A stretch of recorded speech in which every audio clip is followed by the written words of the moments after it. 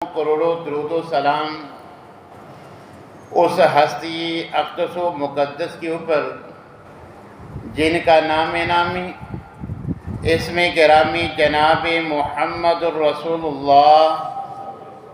صلی اللہ علیہ وآلہ وسلم ہے۔ سامعین محترم،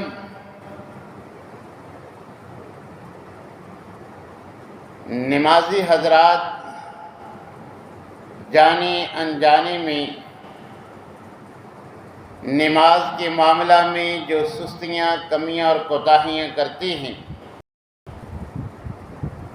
ان کی نشاندہی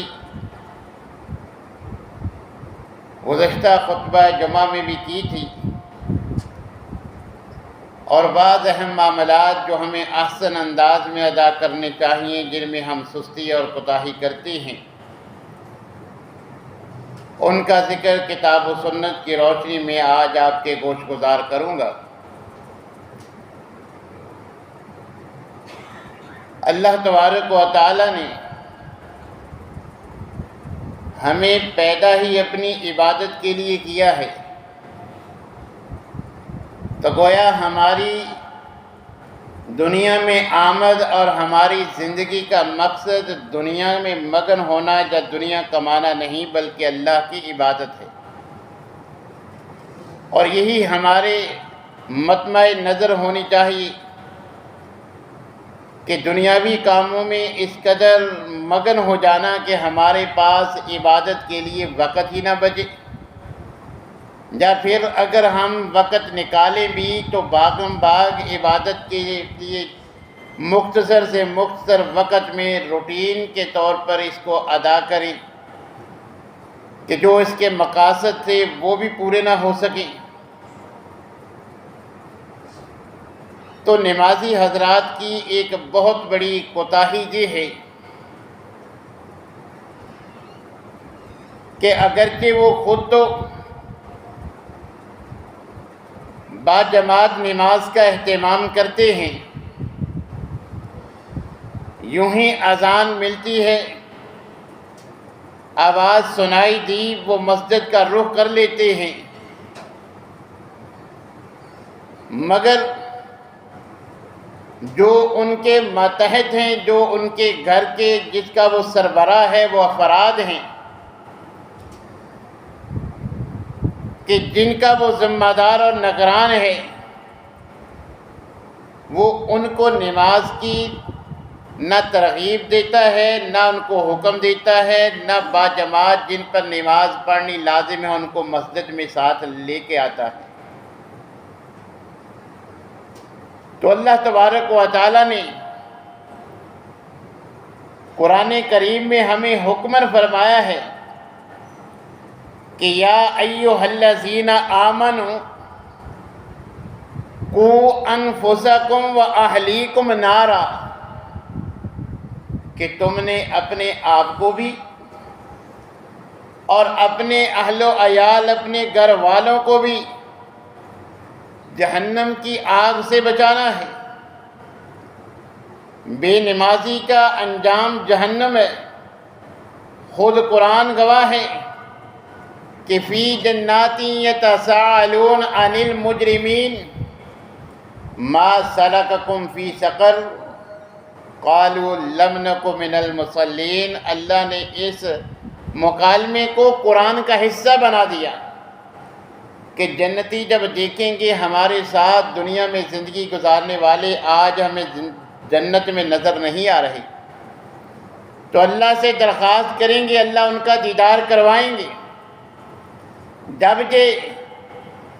جنتی جہنمیوں کو جہنم کی آگ میں جھلستا ہوا دیکھیں گے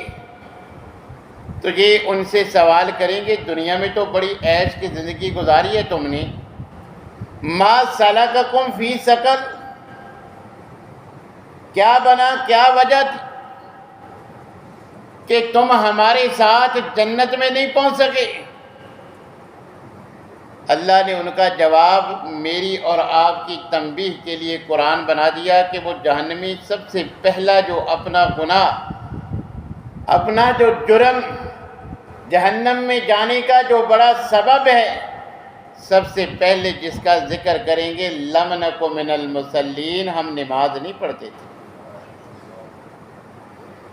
تم با جماعت نماز کا اہتمام کرنے والے، تم نمازی، نماز پڑھنے والے آج جنت کی نعمتوں سے لطف اندوز ہو رہے ہو، اور ہم نماز کو اہمیت نہ دی کر بے نماز بن کر آج جہنم کی آگ میں گوتے کھا رہی۔ تو اللہ تبارک و تعالیٰ فرماتے ہیں ہم نے اپنے آپ کو بھی جہنم سے بچانا ہے، نماز کا اہتمام کرنا ہے، اور اپنے اہل و عیال کو جو ہمارے ماتحت افراد ہیں، جیسے ان کے کھانے پینے کی، اولاد کی، بیوی کی ذمہ داری ہمارے اوپر ہے، اسی طرح ان کی نمازوں کی فکر بھی ہمیں ہونی چاہیے کہ بیگم نماز پڑھتی ہے، بچے نماز پڑھتے ہیں یا نہیں۔ کیونکہ 7 سال کی عمر سے سرپرست کو، والد کو یہ حکم ہے کہ ان کو نماز کی ترغیب دلائے، انہیں نماز سکھلائے۔ 10 سال کا بچہ یا بچی ہو جائے، اگر وہ نماز میں سستی کرتا ہے تو سختی کے ساتھ اسے نماز کا پابند بنائے، یہ شریعت کا اس سربراہ کو حکم ہے۔ اور اللہ بھی قرآن میں اس آیت کریمہ میں یہ حکم دے رہی ہے کہ اپنے آپ کو بھی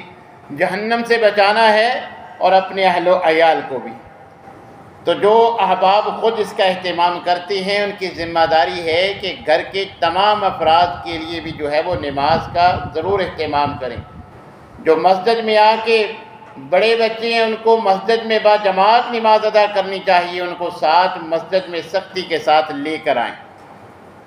ہماری عادت کیا ہے کہ جن کی کھیلنے کی عمر ہے، جن کو پاکی پلیتی کا پتہ نہیں ہے، مسجد کے آداب کا پتہ نہیں ہے، وہ چھوٹے بچے ہم اٹھا کے مسجد میں لے آتے ہیں، اور جن کو نماز پڑھنی چاہیے، نماز ان پہ فرض ہے،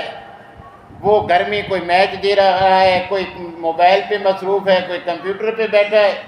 ہم ان سے نظریں چرا کے اکیلے جو ہے وہ مسجد کا رخ کر لیتے ہیں۔ یہ بڑی اہم کوتاہی ہے جسے ہمیں جو ہے وہ ختم کر کے گھر میں خواتین کو بھی پوچھتے رہنا چاہیے کہ تم نے نماز پڑھ لی ہے، نہیں پڑھی تو پہلے نماز پڑھو، پھر مجھے کھانا دینا، پھر میرے کام کرنا۔ اسی طرح جو نوجوان ہیں ان کو ساتھ مسجد میں جو ہے وہ لا کے با جماعت نماز کی ان کو جو ہے وہ نہ صرف ترغیب بلکہ سختی کے ساتھ ان کو نماز کا عادی بنانا یہ گھر کے سربراہ کی ذمہ داری ہے، اور یہ ان کی تربیت کا حصہ ہے۔ اس معاملہ میں شریعت نے ڈانٹ ڈپٹ کی بھی اجازت دی ہے کہ والد اولاد پر شرعی احکام کی پابندی کے لیے سخت اقدام اٹھا سکتا ہے، خود مار پیٹ کر یہ کام کروانے کی شریعت نے والد کو جو ہے وہ اجازت دی ہے۔ لہٰذا یہ کہنا شیطان کے بہکاوے میں آ کے جی بڑے ہیں اب بات مانتے نہیں، کئی بار ترغیب دلائی ہے اب کیا کریں، اب برابر کے ہو چکے ہیں، یہ عذر کل قیامت کے دن قابل قبول نہیں ہوگا۔ اللہ نے حکمن فرما دیا ہے قُوُّ أَنفُسَكُمْ وَأَهْلِيكُمْ نَارًا۔ اب نبی صلی اللہ علیہ وسلم نے بھی حکمن فرمایا 7 سال کے کو عادت ڈالو، 10 سال کا لڑکا لڑکی ہو گیا ہے نہیں پڑھتا، سختی کے ساتھ مار پیٹ کے اس کو نماز پڑھاؤ۔ تو جو بھی انداز اسے آسائشیں لے کے دنیاوی چیزیں جو ہے اس کو جو ہے وہ گفٹ کر کے نماز کی جیسے آپ ترغیب دلاتے ہیں اسے دلانی چاہیے، جیسے آپ دنیاوی تعلیم کا اہتمام کرتے ہیں کہ سکول نہیں جاتا اس کو اس کی پسند کا لنچ بنا کے دیتے ہیں، من پسند بیگ اسی قسم کا اس کا جو مطالبہ ہوتا ہے وہ سارے پورے کرتے ہیں کہ معمولی سی بات پہ وہ بیگ نیا لیتا ہے، کوئی کتاب، ہم ساری چیزیں کہ آپ نے سکول جانا ہے جو تمہارا مطالبہ ہم پورا کرنے کے لیے تیار ہیں، مگر دین کے معاملہ میں اگر ساتھ لے بھی ہیں تو ہمیں اس کی فکر ہی نہیں، اس کو پڑھنی بھی آتی ہے کہ نہیں، پڑھنی کس نے سکھلانی ہے، جتنا نماز میں اس نے قرآن پڑھنا ہے اس کو یاد کروایا کہ نہیں، صرف انگریزی سکھانا، انگریزی کے لیے سکول بھیجنا اور بعد میں ٹیوشن خود چھوڑ کے آنا لے کے آنا، صرف یہی ذمہ داری ہے؟ دین سکھانے کی ذمہ داری یہ بھی والدین کی اسی طرح ہے، بلکہ یہ بڑھ کر ہے۔ اور اگر ہم چاہتے ہیں کہ ہماری اولاد ہمارے بعد ہمارے لیے صدقہ جاریہ بنے تو ان کو نیک بنائیں۔ اولاد نیک ہوگی، جو نیک کام کرے گی، آپ زندہ ہیں تب بھی اس کے اجر میں سے آپ کو بھی اجر ملے گا، اس کو بھی پورا ملے گا۔ آپ کے مرنے کے بعد بھی جب بھی آپ کی اولاد جو بھی نیک کام اپنے لیے کرے گی وہ زبان سے نیت کرے، وہ زبان سے کہے کہ میرے ماں باپ کو اس کا اجر ملے یا نہ ملے، اولاد ساری زندگی جو بھی نیکی کا کام کرے گی اس کو جتنا اجر ملے گا، اس کے والدین کو اس کی تربیت اچھی کرنے کی بنا پر ان کو بھی اتنا ہی برابر اجر ملتا رہے گا۔ تو لہٰذا ہمیں اپنی طرح اپنی اولاد کی نمازوں کی بھی جو ہے وہ فکر کرنی چاہیے۔ وضو کے مسائل کے بعد نماز با جماعت پڑھنے کے لیے مسجد میں جب آتے ہیں تو آپ نے جماعت کے ساتھ کیسے ملنا ہے، اس معاملہ کی بات ہو رہی تھی کہ ہمیں اگلی رکعت کے آغاز کا انتظار نہیں کرنا، بلکہ نبی کریم علیہ السلام کا حکم مانتے ہوئے جس انداز میں ہم امام کو پاتے ہیں اسی وقت جو ہے وہ اسی انداز میں امام کے ساتھ جو ہے وہ نماز شروع کر دینی چاہیے۔ کھڑے ہو کر اگلی رکعت کا انتظار کرنا جو شرعی لحاظ سے درست نہیں ہے۔ اور اسی طرح اگر آپ کہیں سفر میں نماز با جماعت کا اہتمام کرتے ہیں، افراد کم ہیں، 2 افراد ہیں، وہ جماعت کروانا چاہتے ہیں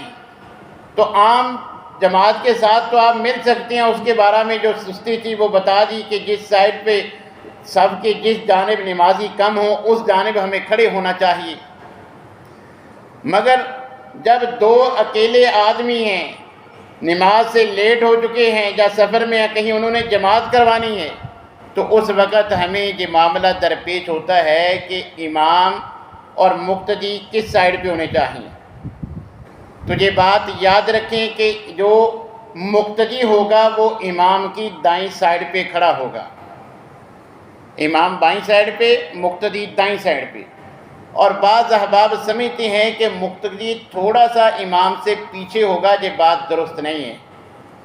جیسے عام صف میں دونوں نمازی اکٹھے برابر کھڑے ہو کے نماز پڑھتے ہیں، اگر 2 جماعت کروائیں گے دونوں برابر اکٹھے کھڑے ہوں گے، کوئی آگے پیچھے نہیں ہوگا، بس دائیں بائیں کا فرق ہوگا کہ امام جو ہے وہ بائیں سائڈ پہ، مقتدی دائیں سائڈ پہ۔ اور اب 2 جماعت شروع کر چکے ہیں، اب تیسرا آ گیا ہے، اس نے نمازیوں کے ساتھ جماعت کے ساتھ اب ملنا ہے، تو اب وہ کھڑا دیکھتا ہے کہ اب کیسے ملوں، ہے مسلمان نمازی مگر مسئلے کا علم نہیں ہے، کبھی پوچھنے کی اس نے زحمت نہیں کی۔ تو اب 2 صورتیں ہو سکتی ہیں، اگر پیچھے سب کی جگہ موجود ہے تو آپ نے یہ مسئلہ سن لیا کہ امام وہ جو ہے وہ بائیں سائڈ والا ہوگا، مقتدی دائیں سائڈ والا ہوگا۔ پہلے آپ کو یہ پتہ ہونا چاہیے کہ ان میں سے مقتدی کون ہے جو 2 آگے نماز پڑھ رہے ہیں۔ تو جو مقتدی دائیں سائڈ پہ ہے، اگر پیچھے صف کی جگہ ہے، ہم نے اس کے کندھے پہ ہاتھ رکھنا ہے، اس کو بھی مسئلے کا علم ہو، وہ سمجھ جائے کہ کوئی اور ساتھی ساتھ آ گیا، وہ اسی طرح نماز میں بغیر ادھر ادھر دیکھے، بغیر کوئی بات کرے، اسی طرح پیچھے ہٹائے، پچھلی صف میں آ کے کھڑا ہو جائے اور دوسرا اس کے ساتھ مل جائے۔ اس انداز میں جو پہلے جماعت کے ساتھ 2 پڑھ رہے تھے وہ 3 یا 4 اس انداز میں جو ہے وہ جماعت کے ساتھ جو ہے وہ اپنی نماز جاری رکھیں گے۔ اب اگر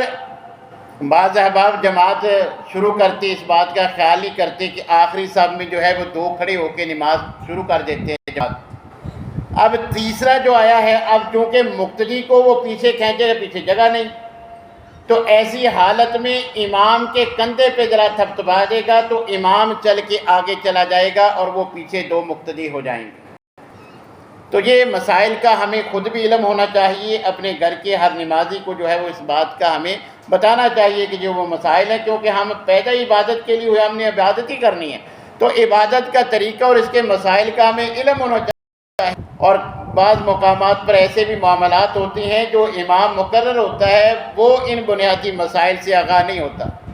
تو اس انداز میں ہم نے جو ہے وہ جماعت کے ساتھ ملنا ہے۔ جو جماعت کے ساتھ مسجد میں آتی ہیں ان کو جو چاہیے جدھر نمازی کام ہے ادھر شامل ہو جائیں۔ اگر کہیں 2 افراد جماعت کے ساتھ نماز پڑھ رہے ہیں، تیسرا کیسے ملے گا، یہ بھی آپ نے خود بھی اسی طرح سنت کے مطابق یہ معاملہ کرنا ہے۔ اور دیگر دوست احباب کو بھی، جیسے سیاست پہ گفتگو ہوتی ہے، عام مسائل میں گفتگو ہوتی ہے، تو آپ جب بھی کسی کا واعظ سنتی ہیں، تقریر سنتی ہیں، جمعہ سنتے ہیں، جس نئے مسئلے کا آپ کو علم ہوتا ہے تو آپ بعد میں جا کے دوست احباب کے ساتھ بھی وہ شیئر کیا کریں،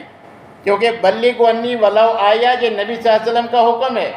کہ میری بات تم تک پہنچے، اس کو آگے پہنچاؤ تاکہ ان ساتھیوں کو بھی اس معاملے کا علم ہو جائے۔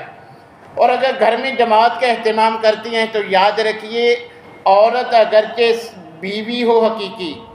بیٹی ہو حقیقی، مگر مرد کے ساتھ صف میں کھڑی نہیں ہوگی۔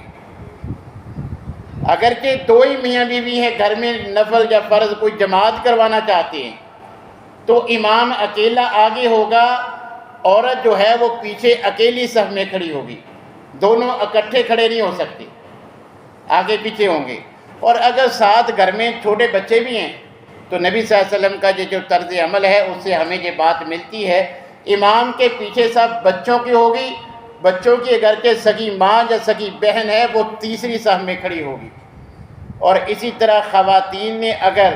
جیسے رمضان میں صلاۃ التسبیح یا وہ تراویح کی نماز پڑھاتی ہیں تو اگر عورت کی امامت میں عورتوں نے جماعت کروانی ہے تو عورت اکیلی امام جو بنے گی وہ آگے اگلی صف میں اکیلی کھڑی نہیں ہوگی، پہلی صف میں برابر تھوڑی سی آگے پیچھے بھی نہیں ہوگی۔ جیسے یہ صف عام بنتی ہے اسی طرح صف بنے گی، جو سب سے درمیان میں ہوگی وہ ان کی امامت کروائے گی آگے پیچھے ہوئے بغیر۔ یہ عورتوں کی جو ہے وہ امامت کا طرز عمل ہے۔ اور اسی طرح یہ جماعت کے ساتھ ملتے ہوئے بعض احباب جو ہے وہ حدیث تو سن لیتے ہیں مگر سلام کے دیگر احادیث جو ہے ان کو مد نظر نہیں رکھتے کہ جب جماعت ہو رہی ہے بعد میں آنے والے نے سلام کرنا ہے۔ اب سلام کا ادب آداب کیا ہیں کہ یہ جتنے آپ حضرات بیٹھے ہیں آپ میں سے صرف ایک جواب دے دے گا تو آپ سب کی طرف سے وہ جواب ہے۔ تو اب آنے والے نے سنت پہ عمل کرتے ہوئے سلام کہنا ہے، لیکن اتنی بلند آواز سے نہیں کہ مسجد گونج جائے۔ آپ اگر بعد میں آئے ہیں جماعت جاری ہے تو اب آپ نے سلام کہنا ہے، آہستہ کے ساتھ آپ سلام کہہ دیں۔ اگر پیچھے بھی آپ کے ساتھ کھڑا ہے نماز میں ملنے کے لیے اس کے پاس سے گزرتے ہوئے سلام کہہ دیں، آپ کو سنت کے مطابق عمل مل جائے گا، وہ آہستہ سے جواب دے دے گا۔ جب آپ جماعت میں شامل ہوتے ہیں آہستہ سے کہیں گے تو ساتھ والا جو ہے وہ جواب دے دے گا۔ اور جب نماز میں ہوتے ہوئے آپ نے سلام کا جواب دینا ہے اس کا مسنون انداز کیا ہے، زبان سے جواب نہیں دینا بلکہ نبی صلی اللہ علیہ وسلم کا مسنون انداز صحابہ نے بیان کیا کہ آپ نے جو ہے وہ ہاتھ باندھے ہوئے، ساتھ والے نے آ کے چپکے سے آپ کو جو ہے وہ آہستہ سے سلام کہا، آپ نے یہ ہاتھ ایسے کرنا ہے، ہاتھ آپ نے ایسے کر دینا کہ آپ کی طرف سے جواب ہو گیا۔ تو اس طرح نمازی نماز کی حالت میں زبان سے بولے بغیر صرف ایک نمازی اس طرح اشارہ کر دے سب کی طرف سے اس کو جواب مل گیا، اس طرح سارے جو ہے وہ ڈسٹرب نہیں ہوتے۔ بعض احباب جو ہے وہ نماز میں بول کے جواب دے دیتے ہیں اور بار بار بلند آواز سے سلام کہنے سے بھی جو ہے وہ نمازی ڈسٹرب ہوتی ہے۔ آپ نے سنت کا بھی خیال رکھنا ہے اور سلام کے آداب کا بھی، کیونکہ سلام کا ادب یہ ہے عام آپ نماز سے ہٹ کے بھی کسی مجلس میں بیٹھے ہیں، باہر سے آنے والا سلام کہے گا تو صرف ایک جواب دے گا، سب جواب نہیں دیں گے، ایک جواب دے دے گا وہ سب کی طرف سے کافی ہو جائے گا۔ تو اس بات کا بھی جو ہے وہ ساتھ ملنے والا جو ہے وہ ضرور خیال کرے، اس میں جو سستی ہے اس کو چھوڑ دینا چاہیے۔ اسی طرح جب آپ وضو کر کے نماز پڑھنے کے لیے آتے ہیں تو بعض احباب کی جیسے عام روٹین میں عادت ہوتی ہے کہ انگلیوں میں انگلیاں ڈال کے جو ہے وہ اس کو ذرا جو انگلیوں کے پٹاخے نکالتے ہیں یا ویسے جو ہے وہ سستی دور کرنے کے لیے یہ عمل کرتے ہیں، مگر وضو کی حالت میں ایسا کرنے سے نبی صلی اللہ علیہ وسلم نے منع کیا ہے۔ گھر سے وضو کر کے آئے ہیں تو نماز کی ادائیگی تک آپ نے راستے میں یہ کام نہیں کرنا، وضو کر کے نماز کے انتظار میں بیٹھی ہیں، انگلیوں میں انگلیاں نہیں ڈالنی، نہ انگلی کے انفرادی پٹاخے نکالنی ہے۔ ایسا کرنے سے وضو ختم نہیں ہوتا، مگر وضو کی حالت میں یہ کام کرنا نبی صلی اللہ علیہ وسلم نے منع کیا ہے، لہذا ہمیں اس کا اہتمام ضرور کرنا چاہیے۔ اور اسی طرح بعض چیزیں تو واضح ہیں جن سے ہو جاتا ہے، وضو ہے، وضو ان کاموں سے ختم ہو جاتا ہے، وہ وضو کا لیتا ہے، مگر بعض چیزیں ایسی ہیں جن کو ہم ہلکا لیتے ہیں کہ عورت نے وضو کیا ہے، وہ نماز پڑھنے لگی ہے کہ بچے نے جو ہے وہ پیشاب کر دیا، وہ اسی طرح اس نے بچے کو دھویا اور اسی طرح نماز پڑھ لی، چھوٹا ہو بڑا ہو بغیر کپڑے کے دونوں شرمگاہوں میں سے کسی کو بھی ہاتھ لگ جائے گا تو وضو ختم ہو جاتا ہے۔ وضو کیا تھا مگر آپ کو بیٹھے یا لیٹ کر یا ٹیک لگا کر ایسی نیند، ایسی اونگ آ گئی کہ آپ کو خیال ہی نہیں ہے، آپ کو ہوش نہیں ہے، نیند میں آپ کو پتہ نہیں چلا کہ وضو خارج ہوا، ہوا خارج ہوئی ہے کہ نہیں، ایسی نیند سے بھی وضو ختم ہو جاتا ہے۔ تو جو مائیں بچوں کو جو ہے وہ صفائی کرتی ہیں، یا پھر خود بڑا انسان بھی اس نے وضو کیا ہے، اب اس نے جمعہ کی تیاری کے لیے لباس چینج کرنا ہے، اب کپڑے تبدیل کرتے ہوئے کسی شرمگاہ کو اس کا بغیر کپڑے کے ہاتھ لگ گیا تو اس کا بھی وضو ختم ہے۔ اور اسی طرح بعض اوقات آپ مسئلہ سنتے ہیں کہ غسل سے پہلے آپ نے وضو کیا تھا اور بعد میں آپ نے کوئی ایسا کام کرنا ہے جس کے لیے وضو شرط ہے، تو اگر جو آپ نے پہلے وضو کیا تھا وہی وضو اس کے لیے کافی ہے، مگر وہاں بھی آپ نے خیال رکھنا ہے کہ جسم صاف کرتے وقت، تولیہ استعمال کرتے وقت، لباس پہنتے وقت شرمگاہ کو ہاتھ ٹچ نہ ہو۔ اگر ہاتھ لگ گیا کپڑے چینج کرتے ہوئے وضو ختم ہے، پھر کپڑے پہننے کے بعد آپ کو پہلے وضو دوبارہ کرنا ہے، اس کے بعد نماز پڑھنی ہے۔ لہٰذا ان باتوں کا بھی ضرور اہتمام کریں تاکہ ہماری محنت جو ہے وہ ضائع نہ ہو۔ اسی طرح بعض احباب فجر کے وقت یہ کرتی ہیں کہ ادھر جماعت شروع ہے، ان کی ابھی سنتے رہتی ہیں، وہ پیچھے کھڑے ہو کے جو ہے وہ سنتے شروع کر دیتے ہیں، تو یہ بات بھی درست نہیں ہے۔ صحیح مسلم کی روایت ہے، نبی صلی اللہ علیہ وسلم نے فرمایا اذا اقیمت الصلاۃ فلا صلاۃ الا المکتوبہ، جب اقامت کہہ دی گئی، مسجد میں با جماعت نماز کا آغاز ہو گیا، اب مسجد میں کسی کی اور دوسری کوئی نماز نہیں۔ اور ایک مغالطہ لوگوں کو یہ ذہن میں لگتا ہے کہ کوئی مسافر ہے یا ویسے کسی کی جو ہے وہ پچھلی نماز رہتی ہے، اب وہ مسجد میں پہنچا ہے، عصر کی جماعت ہو رہی ہے مگر اس کی ظہر بھی باقی ہے، تو وہ سمجھتا ہے شاید ترتیب کے ساتھ نماز پڑھنی ہے، یہ تو عصر ہے، میری تو بھی ظہر رہتی ہے، وہ پیچھے اپنی جو ہے وہ ظہر شروع کر دیتا ہے۔ اگر عام روٹین میں آپ کی نمازیں قضا ہیں تو شرعی مسئلہ ایسے ہی ہے کہ آپ نے بالترتیب وہ ادا کرنی ہے، پہلے ظہر اس کے بعد عصر پڑھنی ہے۔ مگر اگر آپ مسجد میں آ گئے ہیں، اگلی نماز کی جماعت شروع ہو چکی ہے، تو آپ نے پہلے جماعت کے ساتھ مل کر یہ نماز ادا کرنی ہے، وہ جو پہلی قضا نماز ہے اس کو بعد میں پڑھ لیں، یہ ایک عذر کی بنا پر ہے کہ آپ ایک نماز کی قضائی دیتے ہوئے دوسری کو بھی قضا کر لیں گے، ایک جماعت کے ساتھ مل رہی ہے ویسے پڑھ کے ترتیب کا خیال رکھتے، مگر اب چونکہ اگلی کی جماعت آپ کو اگلی پڑھ لے، اس کے بعد جو ہے وہ ظہر کی نماز پڑھ لیں، تو اس انداز میں بھی بعد میں آنے والے کو اس مسئلے کا بھی جو ہے وہ علم ہونا چاہیے۔ اسی طرح عذر کی بنا پر کوئی بیمار ہے یا کوئی اور معاملہ ہے، وہ کرسی پہ بیٹھ کر یا زمین پہ بیٹھ کر نماز پڑھنے کی اجازت ہے، اور مریض جو ہے شرعی دلائل اگر آپ دیکھیں وہ ویسی رعایت کا مستحق ہے، اور اسی لیے شریعت نے بھی بیمار کو رعایت دی ہے، مگر ہم نمازی ان کو رعایت دینے کے لیے تیار نہیں، ہمیں یہ بات جو ہے وہ اچھی نہیں لگتی۔ ہم کیا سمجھتے ہیں؟ ہم سمجھتے ہیں کہ کوئی کرسی جماعت میں رکھ دے گا، ساری صف کا ستیہ ناش کر دیا تھی، یہ بات درست نہیں ہے۔ بیمار آدمی رعایت کا مستحق ہے، اللہ نے شریعت نے اس کو رعایت دی ہے کہ اگر کھڑا ہو کے نہیں پڑھ سکتا بیٹھ کے پڑھ لے، بیٹھ کے نہیں پڑھ سکتا لیٹ کے پڑھ لے۔ اسی طرح اور معاملات میں بھی مریض کو اللہ نے رخصت دی ہے، روزہ چھوڑنے کی رخصت دی ہے، اسی طرح جو ہے وہ اور کاموں کے بھی مریض کو جو ہے وہ رخصت ہے۔ تو اللہ تو رخصت دے دیتا ہے، شریعت نے رخصت دی ہے، مگر ہم اس کو رخصت نہیں دیتے، چونکہ یہ اس کا عذر ہے، یہ جائز ہے۔ اب وہ جس صف میں بھی جہاں بھی کرسی رکھے گا اس سے صف ڈسٹرب ضرور ہوگی، تو اس لیے ہمیں اطمینان کرنا چاہیے کہ اس سے ہماری نماز میں یا ہماری صف میں کوئی خلل نہیں ہوتا، اس کا عذر ہے، شریعت نے اس کی اجازت دی ہے۔ اب اگر صف میں وہ آگے کرسی کرے گا، جب وہ کھڑا سب سے آگے ہوگا سب متاثر ہوگی، اگر کرسی پچھلی صف میں رکھے گا جب وہ بیٹھے گا تو وہ سب سے پیچھے چلے جائے گا تب بھی سب متاثر ہوگی، چونکہ شرعی لحاظ سے وہ اس کا عذر ہے، دونوں کام جائز ہیں۔ وہ کچھ نماز کھڑے ہو کے پڑھتا ہے جس کی میں وضاحت کرتا ہوں نا کہ ان کو کیسے پڑھنی چاہیے، تو بہرحال عام نمازیوں کو وہ آگے اگر مناسب سمجھے آگے کرسی رکھے یا پیچھے، دونوں طرح جائز ہیں، ہمیں اس میں کوئی کوفت والی بات نہیں ہونی چاہیے۔